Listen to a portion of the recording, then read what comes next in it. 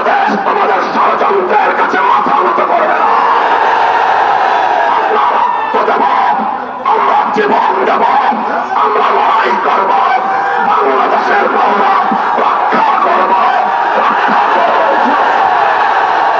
শহীদ আলিফ হত্যাকাণ্ডের জন্য ইস্কনের স্পষ্ট মদতদাতা খুনি শেখ হাসিনাকে আসামি করে তার নিষ্পন্দদের বিরুদ্ধে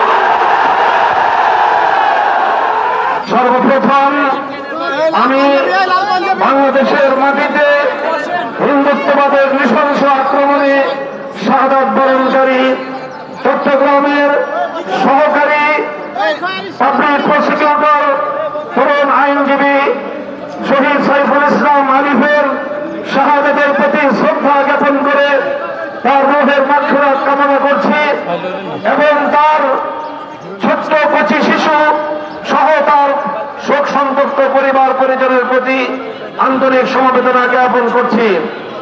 সংগ্রামী তৌহিদি জনতা, আজ এই বিক্ষোভ সমাবেশের মাধ্যমে আমরা আমাদের হৃদয়ের ব্যথাটুকু জাতির সামনে, মানুষের বিবেকের সামনে উপস্থাপন করার জন্য এখানে সমবেত হয়েছি।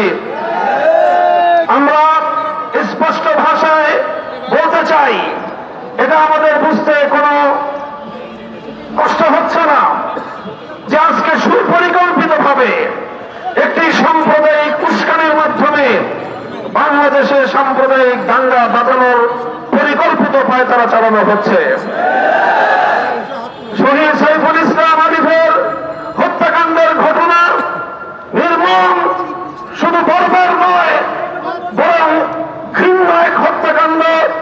প্রকাশ্য দিবালোকে আদালত চত্বরে একটি সন্ত্রাসী সংগঠনের সশস্ত্র সন্ত্রাসীরা একজন তরুণ আইনজীবী সরকারি কর্মকর্তাকে টেনে হিচড়ে নিয়ে হত্যা করবে, এরকম বর্বরতার দৃশ্য দেখার জন্য বাংলাদেশ প্রস্তুত নয়। বাংলাদেশ আজ অগ্নিগর্ভ, বাংলাদেশের প্রতিটি মানুষের হৃদয়ে আজ রক্তক্ষরণ হচ্ছে।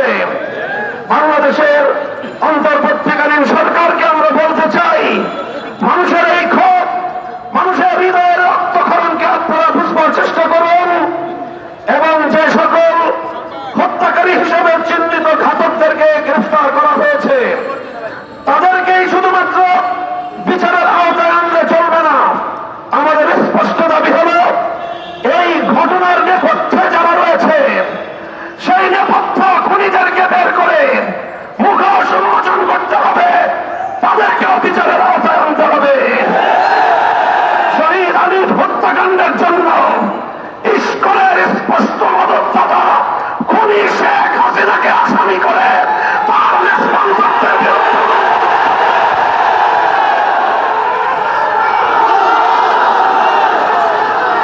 আমরা স্পষ্ট ভাষায় বলতে চাই, বিগত 15 বছর আমরা দেখেছি বাংলাদেশের অভ্যন্তরীণ প্রতিটি বিষয়ে কিভাবে শুধু অসৌজন্যমূলক নয় বরং কূটনৈতিক শিষ্টাচার বর্জিত বাংলাদেশের অভ্যন্তরীণ ইস্যুতে চরম নগ্ন হস্তক্ষেপ করে বাংলাদেশের জনগণকে আহত ক্ষতবিক্ষত করে তুলেছে ভারত।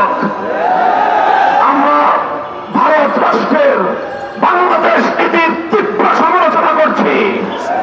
ভারতকে আমরা স্পষ্ট বার্তা দিতে চাই, বাংলাদেশ নীতি পরিবর্তন করো, তোমরা বাংলাদেশ নীতি পরিবর্তন করো। বাংলা 20 কোটি মানুষ তোমাদের বিরুদ্ধে রাজপথে নামবে। বাংলাদেশ থেকে ভারতের কূটনৈতিক সম্পর্ক ছিন্ন করার জন্য দেশের মানুষ বাধ্য হবে। আমরা স্পষ্ট ভাষায় বলতে চাই, আইন শৃঙ্খলা রক্ষাকারী বাহিনীকে আমরা বলতে চাই, চিন্ময় কৃষ্ণ দাস তার তৎপরতার দ্বারা কথা দিবালোকের ন্যায় পরিষ্কার, সে ভিনদেশী গুপ্তচর হিসেবে ভূমিকা পালন করছিল। বারবার সে তার সেই প্রভুর দেশে গিয়ে সেখান থেকে নির্দেশনা নিয়ে এসে বাংলাদেশের অভ্যন্তরে নৈরাজ্য সৃষ্টি করবার পায় তারা চালিয়েছে।